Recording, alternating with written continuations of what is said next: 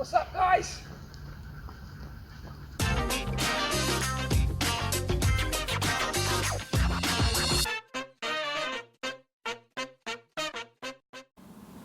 Right, loads of questions then, as I'm sure you can imagine after yesterday's Grand Prix. Lots to talk about as ever, so thank you very much to everybody who sent in questions. And it was a Grand Prix that seemingly, my opinion on this is kind of controversial because I really enjoyed it. Even that first part of the race, and I got a question here from the Possisk who says, did you enjoy the first part of the race? I kind of did, weirdly. It was so strange, wasn't it? It was so running around at such reduced pace. I know that's not racing. That's not what Formula One should be about. But this was a race that was a strategic master play in so many different areas of the race, from so many different people, different teams, different drivers playing their part in this. And whenever I watch a Grand Prix, I'm always fascinated to see how the strategists and how these teams working away behind the scenes are utilising all the data that they have, the predictions that their software has been able to make about what will happen, and how they go about maximising their opportunities. And I've got to say, you know, within the regulations, there's no regulation banning anybody from doing what they did. It was always going to be like that. That's the way that the Singapore Grand Prix often is, because they all want to stretch out that first stint to make a one-stop race work. And let me just quickly explain why that is. I think most of you may know it, but the pit lane in Singapore is very long. It also has a reduced speed limit than most other pit lanes. And all of that means that the time it takes to make a pit stop is around about 7 or 8 seconds longer than it is to make a pit stop at most other racetracks. So you don't want to make more than one pit stop. As I said in my race preview, you want to do everything you can to make sure you get a one-stop race. That's the quickest way around. However, because the softest tyre was by far the quickest way to get through qualifying, too quick for anybody really to choose the medium to get through Q2 on, so they had to qualify on the soft tyre. That tyre has a very short lifespan, and so to make that one-stopper work, they had to go incredibly slowly to eke out that first stint long enough to be able to get through to the end of the race, having just made one pit stop. Now, of course, what was happening was Ferrari were going incredibly slowly at the front, trying to reduce the pace, to make sure the whole field was backed up so that nobody had a gap to drop back into to make an undercut effective, because they were going so slowly. And then when they were ready to get ready for their pit stop, the idea was to drop the hammer, smash in some fast laps, open up a gap, and then build themselves a slight pit stop cushion to be able to drop into and control the race from. However, what happened was they eked that first stint out for so long, 20 laps. By the time they did drop the hammer, there was no life left in those soft tyres. So they didn't have the performance left that they thought they would have. And that's exactly the reason why when Vettel stopped 1 lap earlier than his teammate Leclerc and put on, even though they were hard tyres, they were new hard tyres, the performance difference was almost 4 seconds, because the soft tyre had gone for so long in the race, it just had no performance left for people like Hamilton and Leclerc.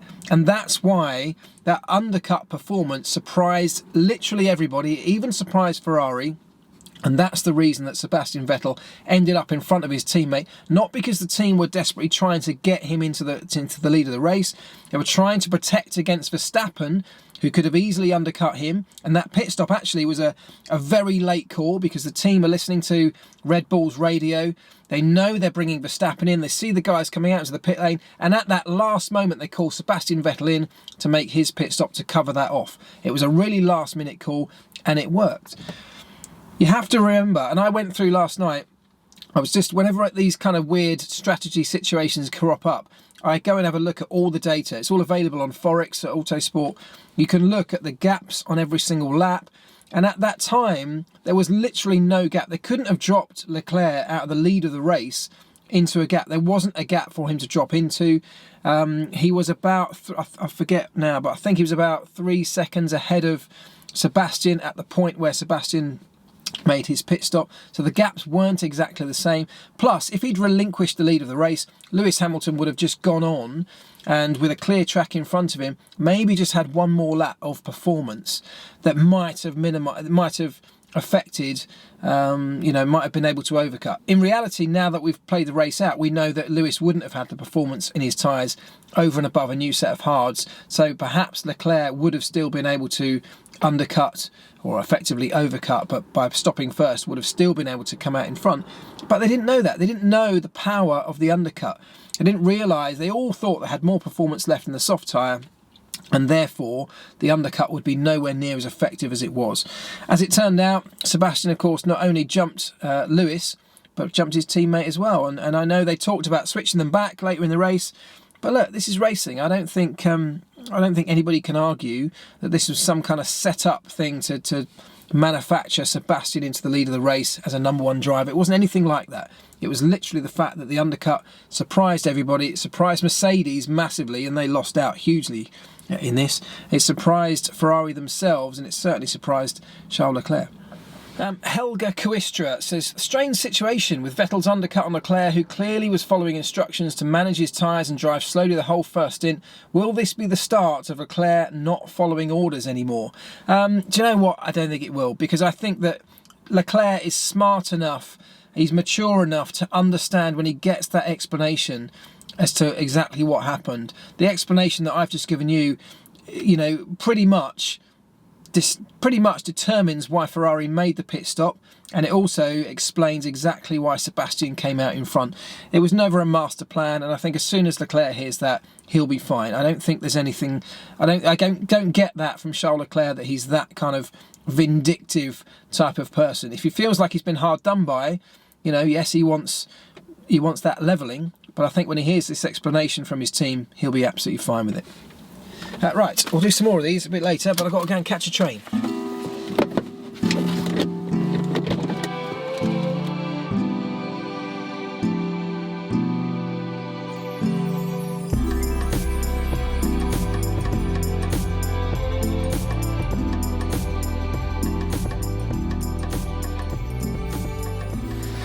Neil Fowler asks this one. He says, I want to know why Mercedes asked Valtteri Bottas not to race Lewis when the team result would have been the same. They said he looked demotivated again. Also, good job by Sebastian Vettel. So the reason that Mercedes asked Bottas to slow right down, and I know it was ridiculous, and it's absolutely right that Valtteri should feel utterly hard done by in that situation, but from a team perspective it would not have been the same result, because by slowing Valtteri down they also slowed down Max Verstappen, and that was the real point of it. They really didn't mind which one of their drivers came out in front, but what they couldn't risk was Verstappen getting past and them as a team losing yet another position. On that Mercedes subject, Paul asks this one. He says, do you think Mercedes' long first stint strategy might have had a chance of working if they'd put on the medium tyres for the second stint? I was surprised when they put on the hard tyres on Hamilton's car before remembering they seemingly wasted them in Q1. So no, I don't think it would have worked, and the main reasons for that are, firstly, the deg was actually quite high on the tyres, so I think it was a slight gamble to put the mediums on, whether they would make the end of the race. In fact, it was a big gamble to guess whether they would make the end of the race. Obviously safety cars that happened subsequently would have probably made that possible, but they didn't know that at the time. And even more importantly than that, it's all about track position in Singapore. We saw how difficult it is to overtake, so the reality is that their strategy was massively compromised immediately from the point where they lost pole position in qualifying, because whoever has pole in Singapore, as we saw yesterday, has complete control of the race and the race strategy. Charles Leclerc being able to run the race exactly as he wanted, as exactly their team planned, and Lewis no doubt would have done exactly the same thing had he been in front of that race. But so that's where they lost it, and as soon as they lost it at that point, if you think about their strategy, and I'll bring up another question because, let me see, who was it? Somebody said here, Mark Jones says Mercedes strategy team have been known to make more than their fair share of errors in the last few years. Do you think the team needs to re-evaluate its approach to strategy? And look, I think you've got to be a bit fairer than that to Mercedes, because they may have made a few errors, but they've actually done a lot of things very, very right over the last few years. I think you could easily say they've had way more than their fair share of races that they have won through strategy. So I'm hesitant to criticise them too much. as I say, their race was compromised after qualifying, and at the point where they found themselves behind Charles Leclerc in the race, of course, from Saturday onwards, and then after that, at the point where Leclerc was deciding to pit after Sebastian, of course. Sebastian made the early pit stop. Lewis then had to decide what he was going to do, and the team did the right thing in saying to him, do the opposite to Charles Leclerc. Because if he'd done the same, if Charles had pitted and Lewis had pitted, it was status quo. They'd have been exactly the same positions when they came out. So he had to do the opposite. But then, of course, they realised that their tyres had very little life left in them, in those soft tyres, and they essentially got themselves backed into a corner. So yes, they probably could have done some things differently. With hindsight, that undercut from Sebastian Vettel proved so effective that actually if Lewis had done it, yeah, he'd have probably come out on top. If anybody had done it, they would have come out on top from the top 4 or 5 cars. So, but that's obviously with the benefit of hindsight. At the time they didn't know it, and I think it's a bit harsh to criticise them. Yes, they've made some mistakes, and what Mercedes are very good at is analysing those mistakes, learning where they went wrong and making sure that it can't happen again.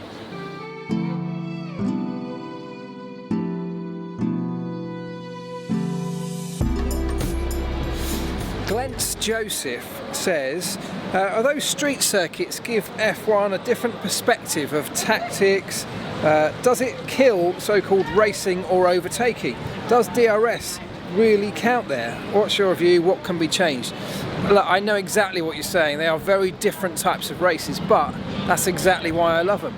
Loving places like Monaco and Singapore gives the teams and the drivers and the strategists and everybody involved a different set of challenges.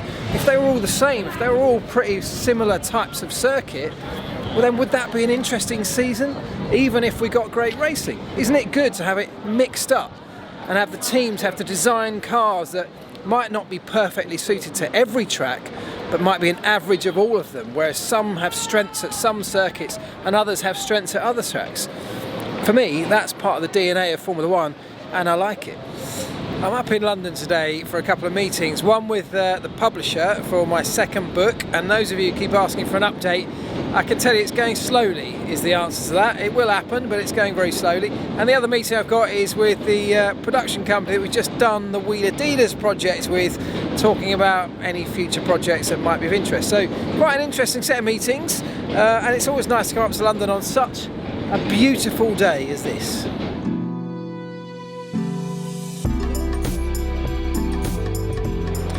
Right, one meeting done, quick coffee and a banana whilst I wait for my lunch meeting. In the meantime though, let's get on to this one from Barath Nag, who says, with the fundamental setup of Ferrari not suiting the Singapore GP, what was the floor and front wing upgrade they brought that made such a big difference? Have they changed the complete setup of the car now for the rest of the year? Well, one of the fundamental flaws in the Ferrari's design, I guess, was that it was a very low downforce and low drag car, which worked a treat, of course, at Monza and at Spa. Absolutely brilliant. But it was never going to work at places like Singapore, so they had to do something. Excuse that noise, it's a train going over the top of the bridge I'm under. Ferrari had to address that. If you remember the low downforce, low drag front wing concept they had, those really skinny, slimline front wing flaps were a limitation for the car. So when they needed to balance the front of the car by adding more downforce, they came up against a limit in that there was only so much that front wing design could produce.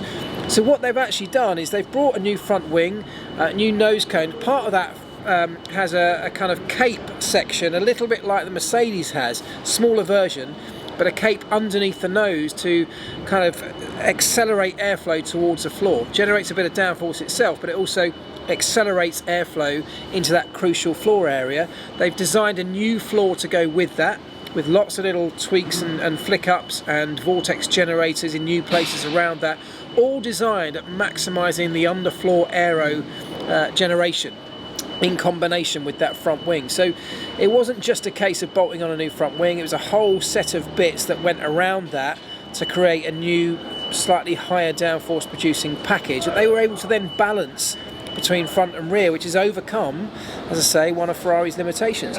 Will they keep it for every race the rest of the year? I don't know. I think they found a really nice set of results with it. Some circuits will suit it more than others.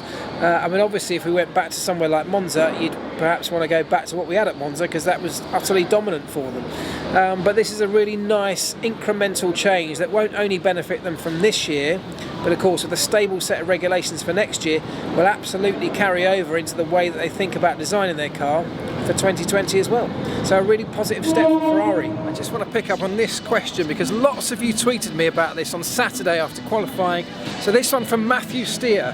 He says, do you think Ricciardo being disqualified from qualifying was too harsh? The infringement didn't happen on his fastest lap in the session. Surely a grid penalty would have been sufficient. Lots of people had that same opinion, that it seemed really quite harsh. But my opinion on that is that it wasn't harsh. At the end of the day, they broke the technical rules. They had a car that during that qualifying session wasn't conforming to the technical regs. Therefore, it has to be disqualified. And you can then argue, as the team did it at times, by saying, well, it wasn't on the fastest lap, it was only by a tiny amount, perhaps didn't give them any tangible advantage. It quite clearly states in the technical regs that that is no defence in one of these situations, that the advantage was negligible or there was no advantage. That's not an argument, it's not a defence in these things. The car didn't conform to the technical regs, therefore it gets disqualified. Right, really interesting lunch meeting done, lots of exciting stuff talked about. I will tell you about it if I can, as and when anything develops. But before I go and get on the train, I just wanted to talk a bit more about that comment or that question from Matthew Steer about the qualifying infringement from Daniel Ricciardo and why it happened. That system, the MGUK, there's a power limitation on what you can recover from the MGUK in the regulations, and of course the Renault spiked over that, and it was a spike, it was like a software spike that over a bump or a curb just crept over the maximum allowed power output from it.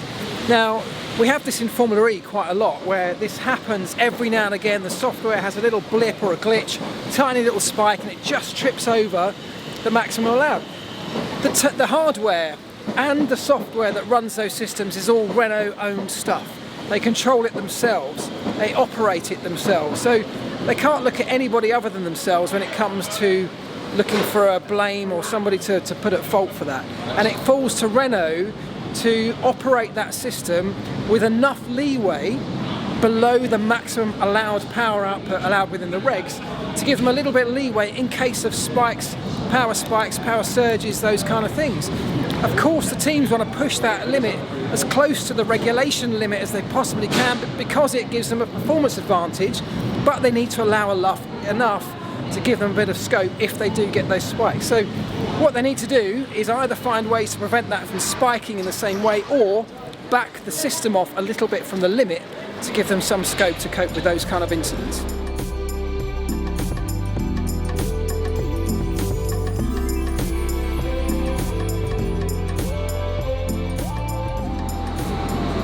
Alleycat says, this race, the tyre management ran the race. Would it be better to make it a compulsory 2-stop race?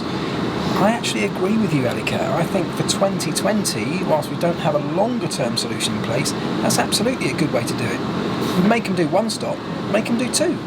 Right, really am back home now, and I've got 2 more questions to get through, but then I'm going to get Rex and Ginger to help me pick the winners of these little beauties, which I genuinely love. They're my favourite thing, I think, that was given away all year. I really love them, and having looked into the company that makes them, they've got actually make them across all sports. So there's some amazing 3D printed figures. If you go and check their website, you'll find a lot of them, but loads of you enter this competition. We'll get to that in a moment. Quickly first though, Mike Parallax Sharp says, do you think we could suddenly have a Ferrari team that can match Mercedes' dominance from the first half of the season? What a showdown. Well, it would be a great showdown, wouldn't it? And what we saw in Singapore was a real sign that that's more of a possibility. I would say, to caveat that slightly, Ferrari definitely suited the C5, the softest tyre that Pirelli brings. It's traditionally been a tyre that their car has worked very well on, so that certainly suited them. And because that tyre works better in lower temperatures, and don't forget we're in Singapore, as it got into the night, let's not forget practice happened on the Friday where it was really high temperatures during the afternoon.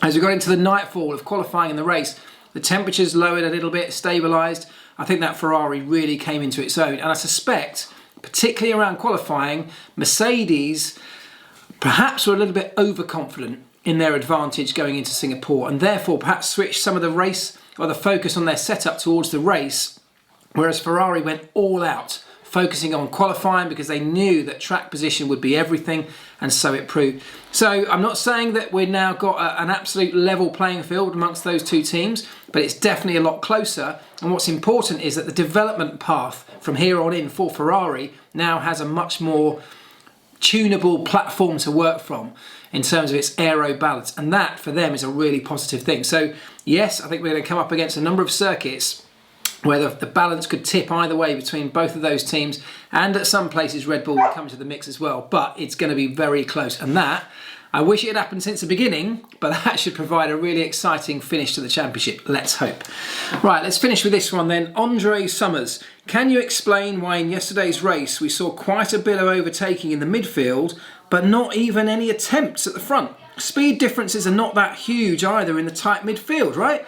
Well, look, I know that happened, and I think a big part of that is that it's not about the speed differential of the cars, but perhaps more about the fact that in the midfield, they feel like they've got a little bit less to lose on occasions. They're willing to take a few more risks. How many of those overtakes did we see result in contact?